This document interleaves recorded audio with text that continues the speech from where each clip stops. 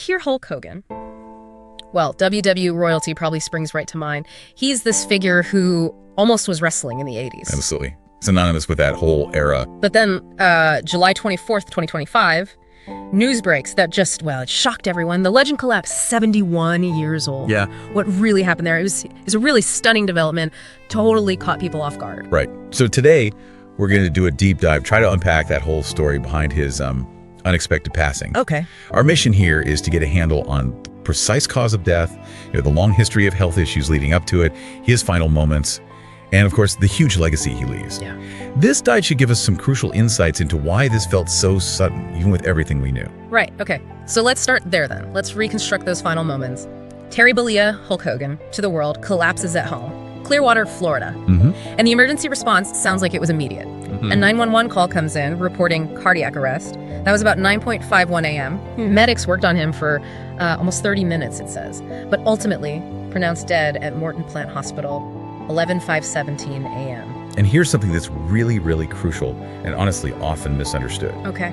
The cause of death was cardiac arrest, not a heart attack. Ah, okay. I think a lot of people use those interchangeably. They do, and that's where it gets, well, really interesting for understanding the actual mechanics of what went wrong. Cardiac arrest is literally a sudden stop. The heart's electrical rhythm just quits. An electrical failure. Exactly. It's an electrical malfunction. The heart stops pumping blood effectively. Now, a heart attack, that's usually more of a, let's say, plumbing issue. Like a blockage. Right, a blockage stopping blood flow to the heart muscle. They're very different events, different mechanisms behind them. That distinction feels absolutely critical. It makes you realize, wow, even if the heart muscle itself seems okay, the electrical system can just fail. So, okay, knowing that, let's look at Hogan's own health journey.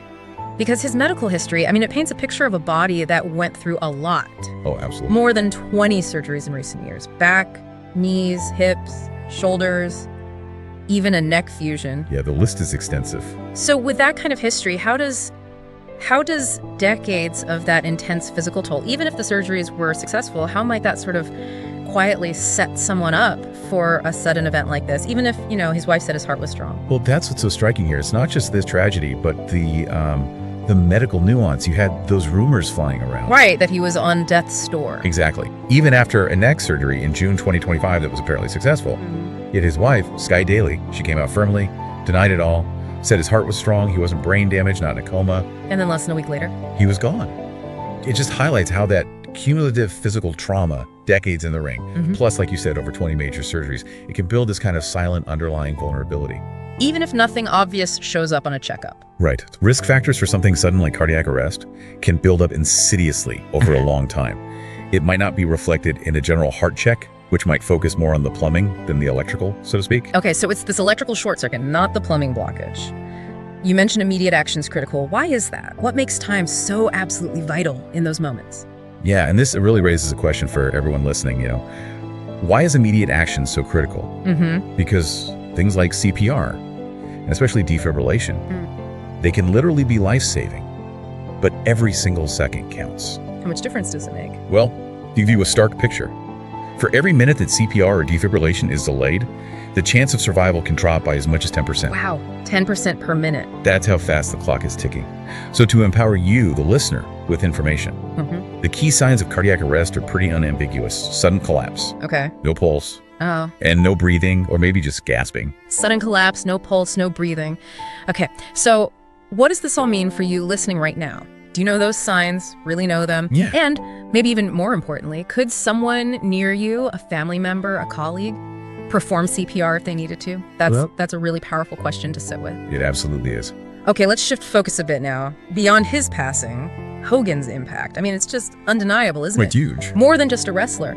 He was so pivotal in launching WWE, WWF back then into that massive 80s boom. Yeah. Hulkamania was everywhere. Absolutely. His achievements speak for themselves. 6-time WWE champion, a 2-time Hall of Famer. He fundamentally changed wrestling. How so? He took it from, maybe more of a niche sport and helped transform it into this massive mainstream entertainment industry. He captivated millions, people who'd never watched wrestling before. Yeah, that crossover appeal was incredible. And the tributes that came in, they were from all over, weren't they? Yeah, widespread. Ric Flair calling him irreplaceable. Donald Trump remembering him as a great friend. WWE itself honoring him as the, quote, poster child of pop culture wrestling. That phrase, poster child of pop culture wrestling, really captures it. It does. And then maybe the most, raw piece of emotion came from his wife, Sky Daly. Her social media post just said, "I thought we still had more time." Oof, yeah. That short phrase, it just cuts through everything, doesn't it? It encapsulates how sudden, how unexpected this was. It strips away all the spectacle. Leaves you with that profound human loss. Yeah. It really is a striking paradox when you think about his life. So many surgeries, just decades of pain he must have endured. Yet the end itself was so incredibly sudden, unexpected. His life was played out so publicly, high energy, under bright lights. Yeah, hyper-visible.